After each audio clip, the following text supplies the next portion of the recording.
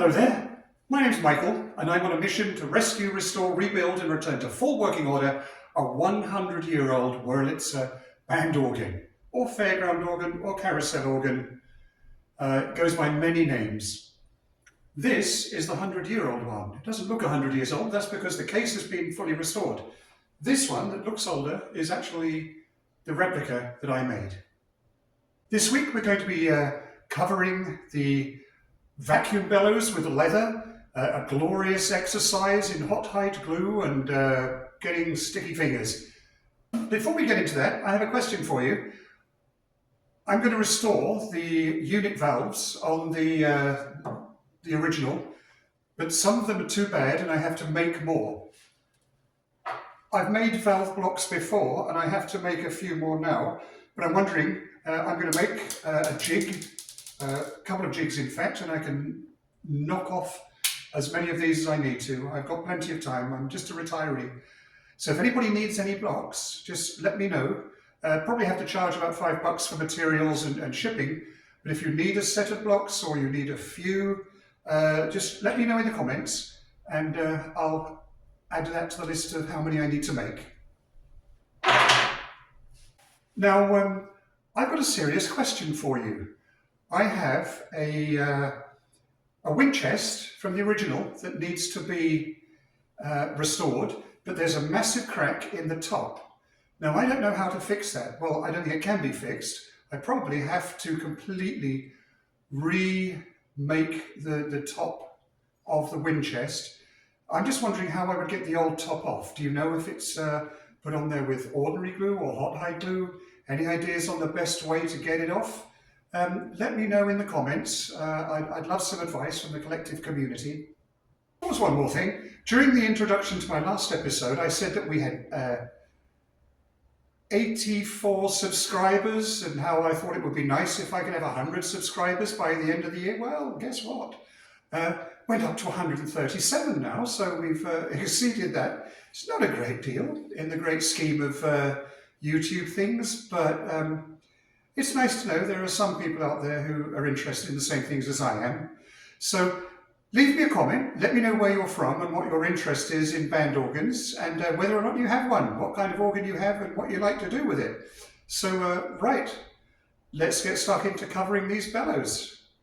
Well, in preparation for covering these vacuum bellows, I've got my work area sorted out with all the tools I'm going to need. And with the glue, I've done some experimenting with the glue yesterday. I've got my glue pot over here. This is something I bought some years ago. I've been doing a bit of research on YouTube about hot hide glue. I've used it before. Never thought I was any good at it, but the things I've glued together have worked. This is the mixture, I hope, will be right. There's so much information, it's pretty impossible to know what's right and what's wrong, and you have to be responsible for your own doing. Yeah, the temperature's 163 degrees, that should be okay. Something else I did yesterday was I glued, using my mixture, my glue mixture, I glued a piece of leather and held it in a clamp. And then when I came to take it off this morning, it's really strong. The leather is failing before the glue. So that's kind of what we want. So this is the first of the bellows halves that I'm going to be gluing. I've got leather cut. I don't know which bit to do first. Up here? This will be easy to glue because it's a straight line, but then I guess that might be more difficult. But having said that, if I get this right, then that will hang nicely for me to prepare and work on this, wouldn't it? Maybe I should go for the easy part first. You know what? I think that's what I'll do. Now I've printed off the part of the Bob Hume's plans that show how to cover these bellows parts. They've got some very accurate dimensions here. I'll have to check those.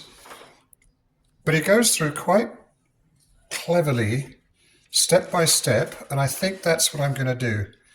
I'll start at the beginning where he did and go through it according to the plans. That way, if it does go wrong, I can blame somebody else. Okay, let's get started. I'm just quickly going to experiment with marking the leather with ballpoint pen and seeing if that will come off with a little alcohol swab.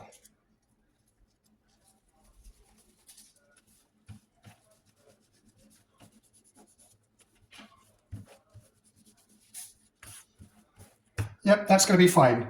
I can use this pen to mark up the leather and start cutting it. One thing I discovered when I was marking up this leather is that it was actually very, very flexible, which I know it's supposed to be, but it actually bends. It goes a little bit out of plane. You can skew it quite easily if you're not careful. And although I'm using a square to mark straight lines, you just pull on the leather and it stretches and goes in a different direction. So I'm being very, very careful here. It's not as easy as it might look.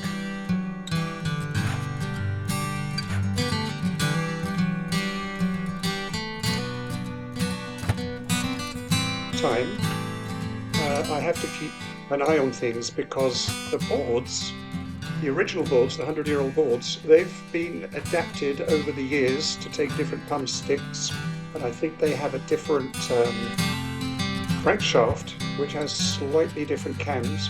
So I'm trying to be very, very careful here and not catch myself out.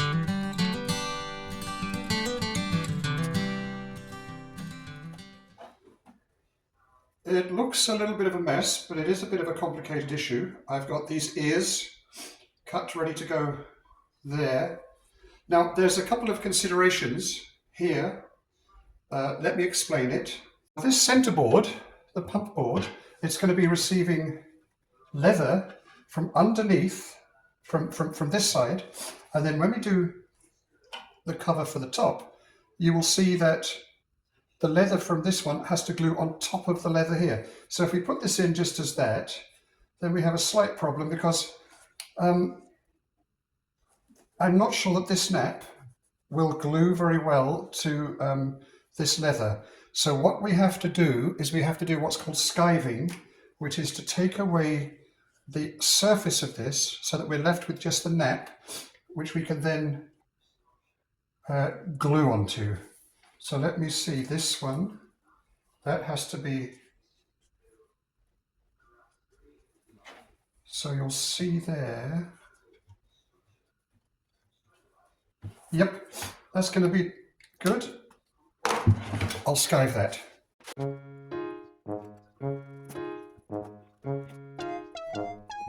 These skiving tools are very useful. I picked these up on Amazon for a song really. They were quite reasonable. They came with some spare blades. Not quite sure how I'm going to get on with all of this. It's the first time I've actually done it this way, the proper way. The first time I used it, I just scratched it up with some sandpaper. But this appears to be working quite well. So hopefully this will do the job it's supposed to.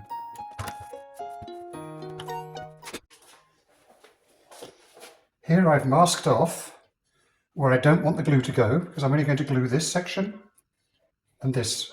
And this is the back of the leather, which will fit there. So I'm going to put glue on here, then I'm going to remove the tape before I put it on here, but I'm not removing this tape until after I've got it clamped down.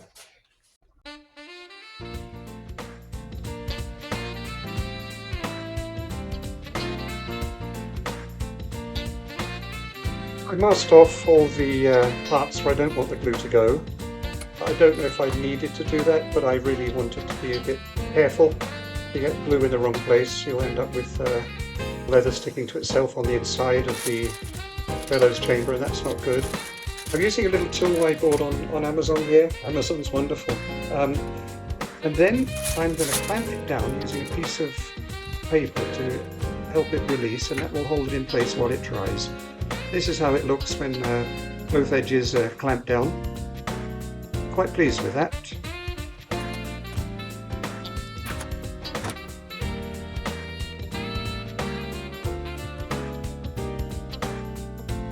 So while we've got the first one setting up, letting the glue dry a bit, I'm starting to mark up the leather for the first chamber of the second half of the bellows. It's pretty much the same as the last one, except the ears are different. They have to adapt to where the pump sticks come up, so they're two different measurements on either side of the bellows. Got to be very careful before you make a serious mistake, which I have done in the past.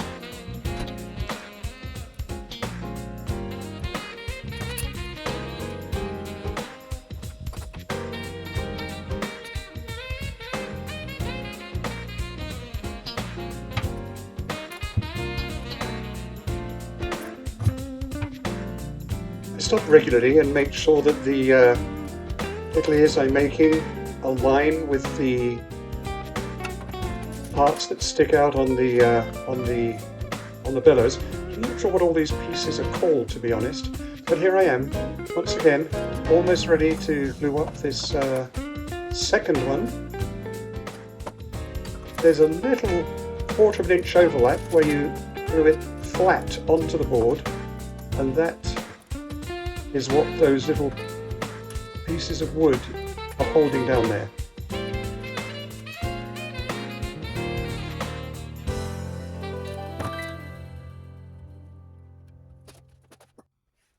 Well, I've let this dry for a bit and set, and it looks really good. You can see that the leather is collapsing the way it's supposed to be. So now we have these side flats to glue on. So we'll have a go at that now.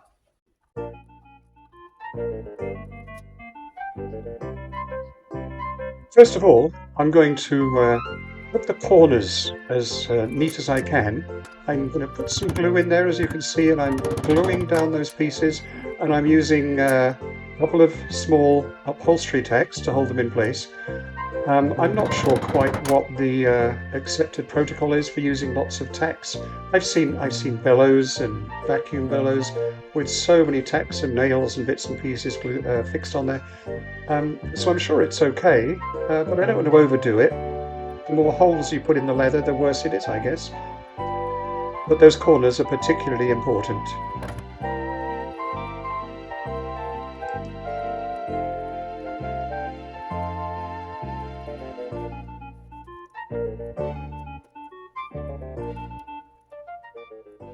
And I've got that, not very elegant. I'm using a lot of glue because the back of the leather, the nap, is going to soak up a lot of that. Could possibly put glue on both sides, but trying to work out exactly where these, to put the glue on the back side, I'd have to mask it off and then take off the tape, and I'm not sure how easy that would be either. Now, to hold this in place while it completely sets, I've prepared a piece of wood that I can just lay on it and then clamp it up until it goes off.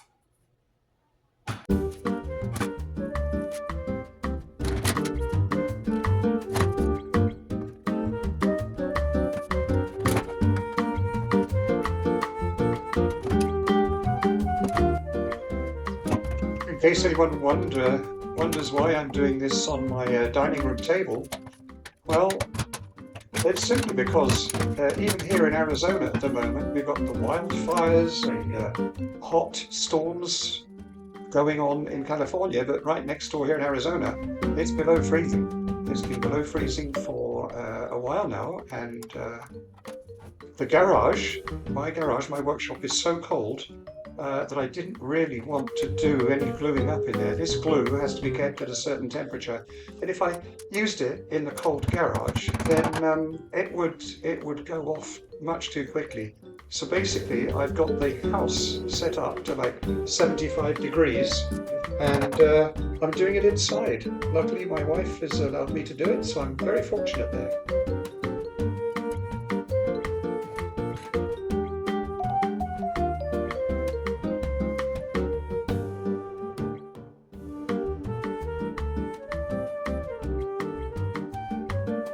I'm putting on what I think is the right amount of glue.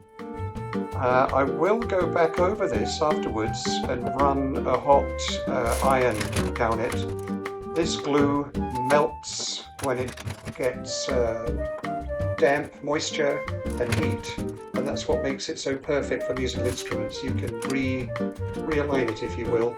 So I'll be going over that with a steamer and an iron before I put the two halves together.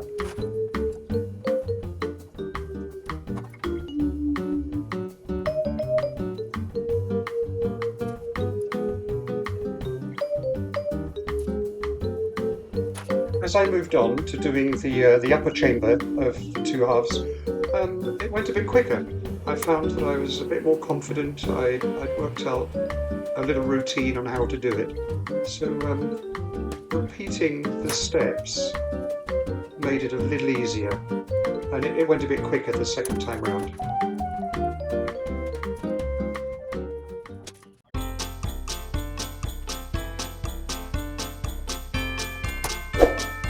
Well, there you have it on the screen. It says you have to subscribe. If you haven't subscribed already, please do so. I'd really appreciate that. Thanks.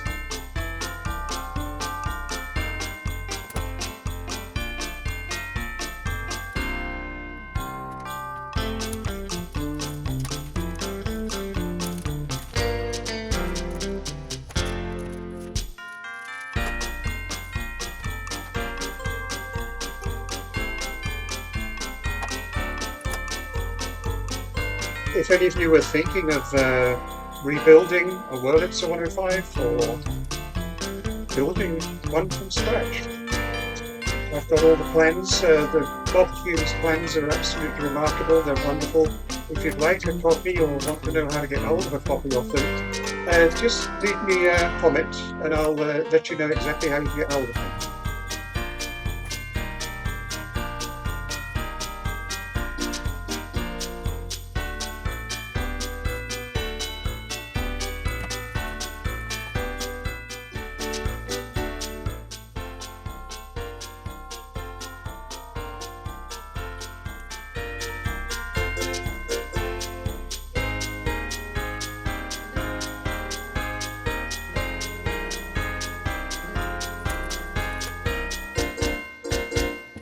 Well, I've got a bit of a spoiler alert for you. I've actually finished these vacuum bellows, finished them a couple of days ago. I was hoping to get it all into one video to get out this week, but I realised that it's going to be way too long. I'm already at like 15 minutes for this one, so I think I'm going to have to stop when I get to the end of covering the bellows and then do a separate video on assembling them and putting all the extra bits and pieces on there. So there you go, spoiler alert. This will be a two-part video before it's actually finished.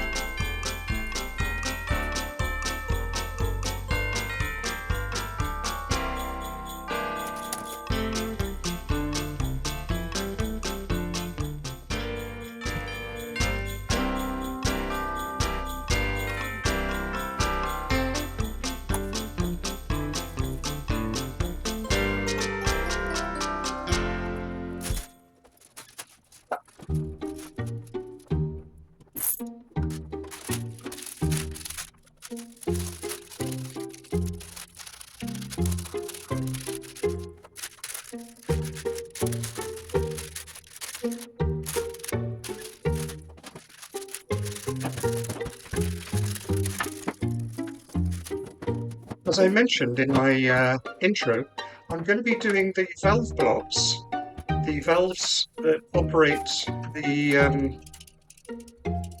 wind chest. If anybody needs any valve blocks, please let me know. I'm going to make a few jigs so that I can knock them off in very short order. I think I'll probably only charge about $5 for a finished wood block with all the holes and all of it ready to assemble.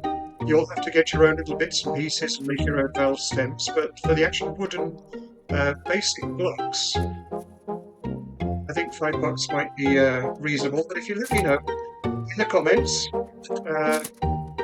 if you need any, then I'll just add them to the list and I'll make that many.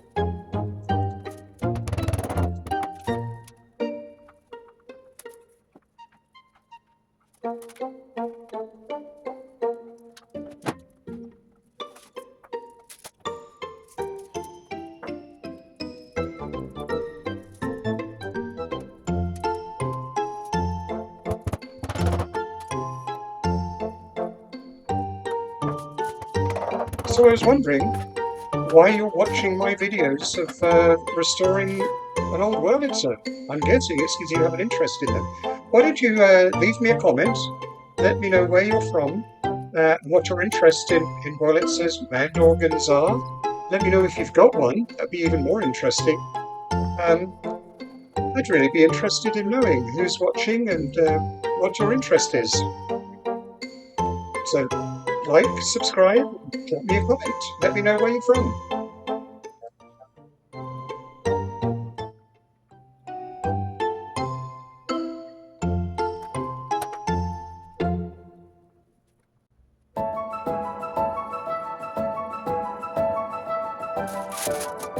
This cute little iron that I'm using is a really tiny little travel iron.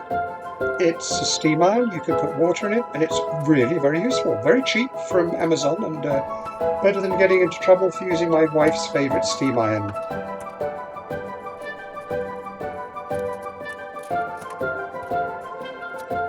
Here I'm covering the holes with a little bit of carpenter's tape. Now that I've got the leather on them, anything that goes inside them has to come out, so it's better to stop anything going in there. So I'll clean them out before I finally put on the valves. But to prevent any unnecessary muck getting in them, I'm putting some tape over the holes. And here I'm using a surgical scalpel just to trim off the excess leather. This is just a rough trim. I'll go over it and give it a final trim later when I do a little bit of tidying up.